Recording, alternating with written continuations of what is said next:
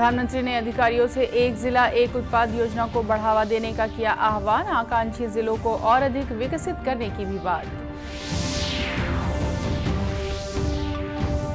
2 दिन के बस्तर प्रवास पर पहुंचे मुख्यमंत्री भूपेश बघेल। कहा, आदिवासियों की जनसंख्या के अनुपात में मिलकर रहेगा आरक्षण।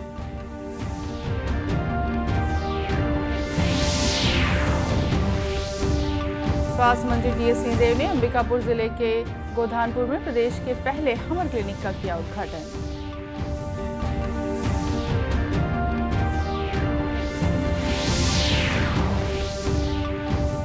और निर्वाचन आयोग ने आज से शुरू किया मतदाता जागरूकता कार्यक्रम। आकाशवाणी से हो रहा है प्रसारण।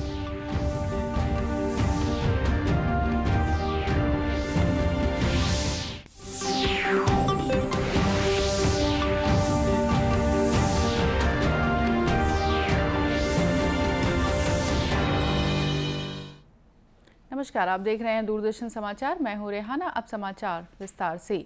प्रधानमंत्री नरेंद्र मोदी ने कल नई दिल्ली में सहायक सचिव कार्यक्रम 2022 के समापन सत्र को संबोधित किया। भारतीय प्रशासनिक सेवा के 2020 बैच के अधिकारियों से बात करते हुए प्रधानमंत्री ने कहा कि अमृतकाल में विकसित भारत के लक्ष्य की प्राप्ति सुनिश्चित करने में अधिकारियों की अहम भूमिका है।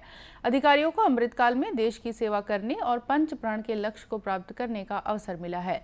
इस बातचीत में प्रधानमंत्री ने एक जिला एक उत्पाद योजना को बढ़ावा देने और आकांक्षी जिलों को और अधिक विकसित करने का आह्वान किया। उन्होंने अधिकारियों से एक जिला एक उत्पाद पर ध्यान केंद्रित करते हुए अपने जिले के उत्पादों के निर्यात के अवसर तलाशने को कहा है। मुख्यमंत्री भूपेश बघेल 2 दिन के बस्तर प्रवास पर जगदलपुर पहुंच गए हैं। जगदलपुर में उन्होंने माता दंतेश्वरी के मंदिर पहुंचकर दर्शन पूजन किया। बाद में वे बस्तर दशहरा से जुड़े मुरिया दरबार में शामिल हुए। इस दौरान उन्होंने विभिन्न विकास कार्यों का लोकार्पण और भूमि पूजन भी किया। मुख्यमंत्री ने अपने भाषण में आरक्षण से जुड़े उच्च न्यायालय के फैसले का उल्लेख करते हुए कहा कि आदिवासियों की जो जनसंख्या है उसके अनुपात में आरक्षण मिलकर रहेगा। वर्तमान सरकार, हमारी सरकार हमेशा, चाहे अनुसूचित जाति हो, चाहे अनुसूचित जनजाति हो, आदिवासी हो, चाहे हमारे अनुसूचित जाति के लोग हो, चाहे पिछड़े वर्ग के लोग हो, उसके हितों की रक्षा के लिए हमेशा तत्पर हैं। आज मैं कहना चाहता हूँ, इसके लिए जहाँ आदिवासियों के जो जनसंख्या है, जो बाबा साहब अम्बेडकर ने संविधान में व्यवस्था कर दी है, वो आरक्षण मिलके रहेगा।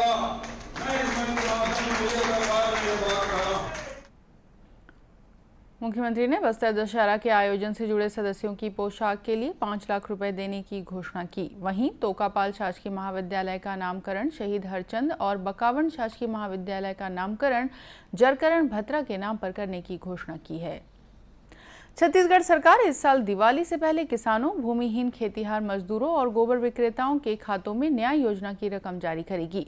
मुख्यमंत्री भूपेश बघेल ने कहा है कि दीपावली के पहले 17 अक्टूबर को किसानों को राजीव गांधी किसान न्याय योजना की तीसरी किश्त के साथ राजीव गांधी ग्रामीण भूमिहीन कृषि मजदूर न्याय योजना और गोधन न्याय योजना की राशि का भुगतान हो जाएगा। उस दिन किसानों, भूमिहीन कृषि मजदूरों और गोबर विक्रेताओं को लगभग 1800 करोड़ रुपए से अधिक की राशि का भुगतान किया जाना है। मुख्यमंत्री ने कहा, दीपावली हम सब के लिए बड़ा त्योहार है। दीपावली के पहले राशि मिलने से हम सब धूमधाम से दीपावली मनाएंगे। 1 नवंबर के धान खरीदी भी शुरू करना है, ओकरो तैयारी और साथ ही त्योहार 24 तारीख के पड़ा थे दिवाली त्योहार, तो 17 अक्टूबर के ही राजीव गांधी किसान न्याय योजना के, राजीव गांधी भूमि श्रमिक न्याय योजना के, गोधन न्याय योजना के राशि के वितरण भी हुई। राजीव गांधी किसान न्याय योजना के तहत सरकार किसानों को प्रति एकड़ 9,000 रुपए की राशि 4 किश्तों में देती है। वहीं राजीव गांधी ग्रामीण भूमिहीन कृषि मजदूर न्याय योजना में प्रत्येक परिवार को 7,000 रुपए की सहायता राशि दी जाती है। मुख्यमंत्री भूपेश बघेल ने आज बस्तर के लोहनीगुड़ा विकासखंड स्थित धूरा गांव में इमली प्रसंस्करण संयंत्र का शुभारंभ किया। इस अवसर पर उन्होंने संयंत्र का अवलोकन किया और संयंत्र संचालक से इसकी तकनीकी क्षमता एवं आवश्यक मानव संसाधन के संबंध में जानकारी ली। उन्होंने धूरा गांव में इमली प्रसंस्करण संयंत्र की स्थापना पर प्रसन्नता व्यक्त करते हुए कहा कि इससे क्षेत्र में औद्योगिक निवेश की संभावना बढ़ेगी। संयंत्र के संचालक कार्तिक कपूर ने बताया कि इस संयंत्र में प्रतिदिन 10 मीट्रिक टन इमली गूदा, 5 मीट्रिक टन इमली चपाती और 3 मीट्रिक टन इमली बीज का पाउडर बनाने की क्षमता है। यह संयंत्र पूरी तरह से स्वचालित है। पावर बैकअप निर्माण के लिए मैनुअल मोड में काम करने का भी प्रावधान है। अब लेते हैं एक छोटा सा विराम, बाकी समाचार इस संदेश के बाद।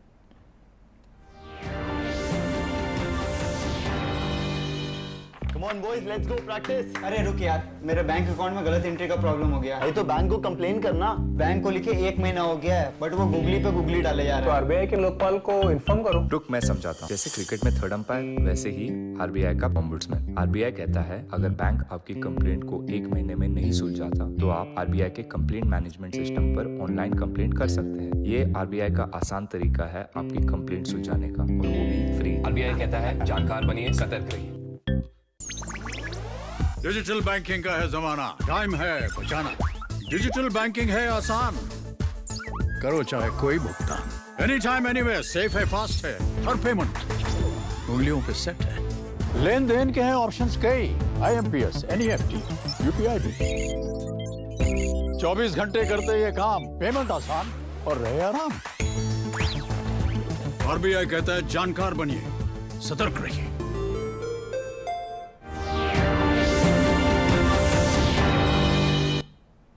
ब्रेक के बाद एक बार फिर स्वागत है आपका दूरदर्शन समाचार में। स्वास्थ्य मंत्री TS सिंहदेव ने कल अंबिकापुर जिले के गोधानपुर में प्रदेश के पहले हमर क्लिनिक का उद्घाटन किया। हमर क्लिनिक में OPD के रूप में 12 प्रकार के उपचार की सुविधा और 6 प्रकार की पैथोलॉजी जांच की सुविधा निःशुल्क उपलब्ध होगी। यहाँ OPD में एक चिकित्सक सहित अन्य मेडिकल स्टाफ उपलब्ध रहेंगे। इस अवसर पर श्री सिंहदेव ने कहा कि हमर क्लिनिक राज्य शासन की महत्वाकांक्षी योजना है, जिसमें अब लोगों को अपने मोहल्ले में ही निःशुल्क जांच और इलाज की सुविधा मिलेगी। सुलभ उपलब्धता लोगों के लिए जांच कराना है, OPD कराना है। ये माना जाता है कि 70% से ज़्यादा नागरिकों को प्राथमिक उपचार की आवश्यकता पड़ती है। कोई सीधे बड़े अस्पताल जाने की ज़रूरत नहीं है, मेडिकल कॉलेज जाने की ज़रूरत नहीं है, और स्वाभाविक है कि सुलभ आपको दवाइयाँ उपलब्ध होंगी। 121 प्रकार की दवाइयाँ, 6-7 प्रकार की जांच, और जो मुख्य लैब रहेगा उससे हब एंड स्पोक मॉडल पे यहाँ से खून के सैंपल आपके लिए जाएंगे और बड़े अस्पताल में भेज दिए जाएंगे। रिपोर्ट आपको मोबाइल में भी उपलब्ध हो जाएगी और हार्ड कॉपी भी आपको उपलब्ध हो जाएगी।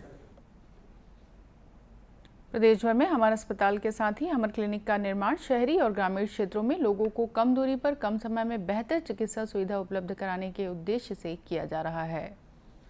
भारत निर्वाचन आयोग ने आज से मतदाताओं के लिए वर्ष भर चलने वाला एक जागरूकता कार्यक्रम शुरू किया है। मतदाता जंक्शन नाम से इस कार्यक्रम का प्रसारण आकाशवाणी के जरिए 52 कड़ियों में किया जाएगा। 15 मिनट का यह साप्ताहिक कार्यक्रम हर शुक्रवार सुबह 7 से 9 बजे तक आकाशवाणी के Vividh Bharati, FM Rainbow, FM Gold और अन्य प्रमुख चैनलों से प्रसारित किया जाएगा। यह कार्यक्रम देश भर में 23 भाषाओं में उपलब्ध होगा।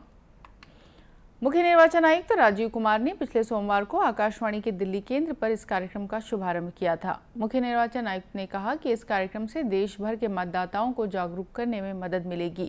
उन्होंने बताया कि प्रत्येक एपिसोड में चुनाव प्रक्रिया के एक खास पहलू की जानकारी दी जाएगी। निर्वाचन आयोग ने फिल्म अभिनेता पंकज त्रिपाठी को राष्ट्रीय आइकॉन बनाया है। पंकज त्रिपाठी इससे पहले बिहार निर्वाचन आयोग के भी आइकॉन रह चुके हैं। छत्तीसगढ़ में कल कोरोना से संक्रमित 2 मरीजों की मौत हो गई है। ये दोनों मरीज रायपुर जिले के थे। स्वास्थ्य विभाग का कहना है कि इनको कोरोना के अलावा दूसरी गंभीर बीमारियां भी थी। इसके साथ ही अब तक कोरोना की वजह से जान गंवाने वालों की संख्या बढ़कर 14,137 हो गई है। इस बीच कल दिन भर में कोरोना के 36 नए मरीज सामने आए हैं। वहीं 71 लोगों को इलाज के बाद छुट्टी दी गई है। प्रदेश में अभी भी 290 मरीजों का इलाज जारी है। इधर कोरोना की रोकथाम के लिए राष्ट्रव्यापी टीकाकरण अभियान जारी है। केंद्रीय स्वास्थ्य मंत्रालय ने बताया है कि अब तक 218 करोड़ 88 लाख से अधिक टीके लगाए जा चुके हैं। विजयादशमी पर प्रदेश भर में रामलीला के मंचन के साथ रावण वध हुआ। इस बीच भिलाई में एक खास रामलीला का मंचन हुआ। इस रामलीला में सभी पात्रों की भूमिकाएं महिलाओं ने निभाई। दुर्ग जिले के ग्राम तर्रा की रामायण मंडली के इन कलाकारों ने रामकथा के कई दृश्यों को मंच पर जीवंत कर दिया।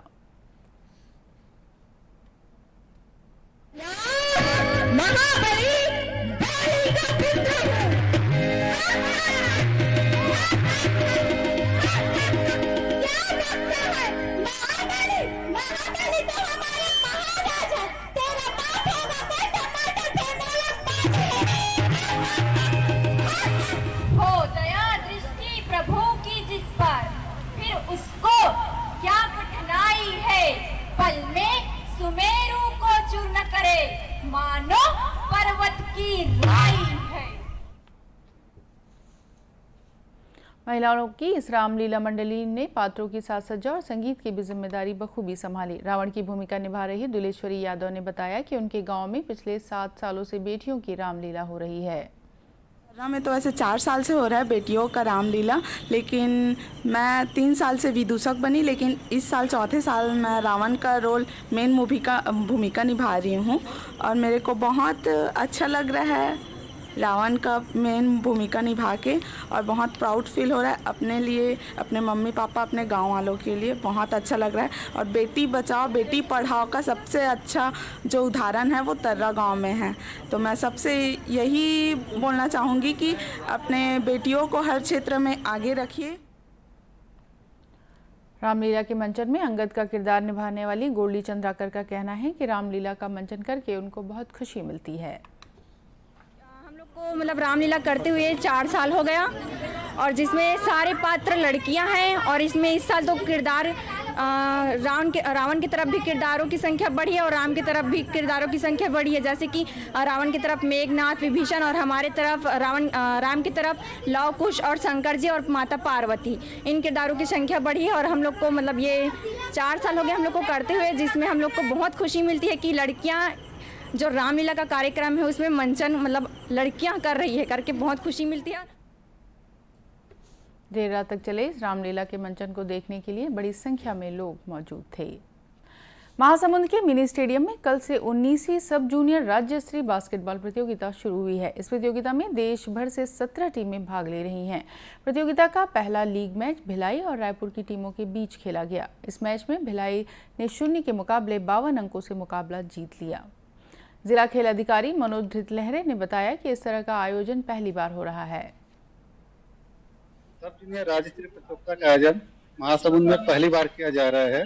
इसमें 8 टीमें अभी तक आ चुकी हैं, जिसमें रायपुर, दुर्ग, बिलासपुर, महासमुंद, सरगुजा इन टीमों से आ चुकी है। इसका उद्देश्य यह है कि महासमुंद में बास्केटबॉल को अधिक से अधिक पॉपुलर करने के लिए, खिलाड़ियों को आगे बढ़ाने के लिए, खिलाड़ियों को राष्ट्रीय स्तर पर प्लेटफॉर्म देने के लिए आयोजन की तैयारी की गई। आयोजन को लेकर खिलाड़ियों में भी उत्साह है। भिलाई से आई पी अंतरा राव ने बताया कि इस प्रतियोगिता से उन जैसे खिलाड़ियों को बहुत कुछ सीखने को मिलेगा। टूर्नामेंट करने से हम लोग आगे जाएंगे और हम लोग को बहुत कुछ सीखने मिलेगा। इससे हमारा सिलेक्शन भी होगा नेशनल के लिए। तो ऐसे टूर्नामेंट से हम लोग को बहुत चीज देखने को भी मिलेगा और सीखने को भी मिलेगा। राज्य स्तरीय बास्केटबॉल प्रतियोगिता से राष्ट्रीय बास्केटबॉल प्रतियोगिता के लिए 24 बालक 24 बालिकाओं का चयन किया जाना है, जो दिसंबर माह में हिमाचल प्रदेश में आयोजित राष्ट्रीय बास्केटबॉल प्रतियोगिता में भाग लेंगे। और अंत में मुख्य समाचार एक बार फिर। प्रधानमंत्री ने अधिकारियों से एक जिला एक उत्पाद योजना को बढ़ावा देने का किया आह्वान। आकांक्षी जिलों को और अधिक विकसित करने की भी बात।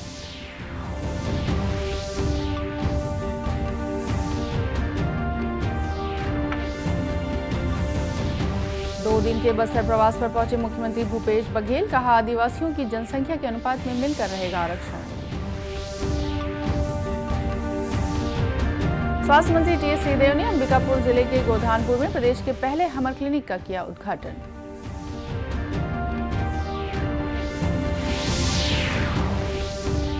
और निर्वाचन आयोग ने आज से शुरू किया मतदाता जागरूकता कार्यक्रम। आकाशवाणी से हो रहा है प्रसारण। इसी के साथ ये समाचार बुलेटिन समाप्त हुआ। नमस्कार।